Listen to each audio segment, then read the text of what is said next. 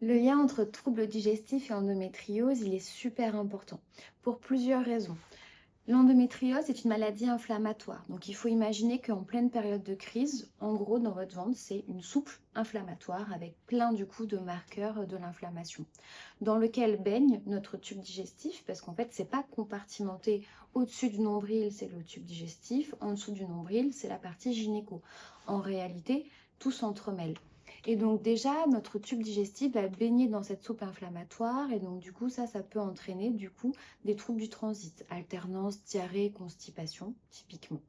Deuxièmement, on peut aussi avoir des lésions d'endométriose directement sur le tube digestif, là aussi pouvant entraîner des douleurs à la défécation, de la constipation chronique, de la diarrhée, du sang dans les selles. Donc ça, c'est hyper important de pouvoir faire un diagnostic. La troisième chose, c'est que notre deuxième cerveau, c'est notre microbiote, qui est l'équivalent à peu près de 3 kilos de notre masse corporelle, ce qui est énorme. Et on sait qu'il est très sensible à tout ce qui peut être marqueur d'inflammation, perturbation. Et donc là aussi, on a une modification de notre microbiote lorsqu'on est porteur de maladies inflammatoires comme l'endométriose. Donc c'est important dans les traitements qu'on propose de s'orienter quelquefois sur une supplémentation en probiotiques. Chez certaines patientes, ça peut passer par une alimentation anti-inflammatoire. Ce n'est pas systématique, c'est adapté à chaque profil de patiente.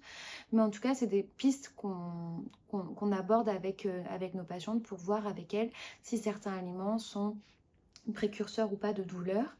Et du fait aussi, on en a parlé, mais donc de cette sensibilité générale, on peut ensuite développer des troubles de l'intestin irritable qui sont très fréquents avec les patientes qui ont de l'endométriose, chez les patientes qui ont de l'endométriose.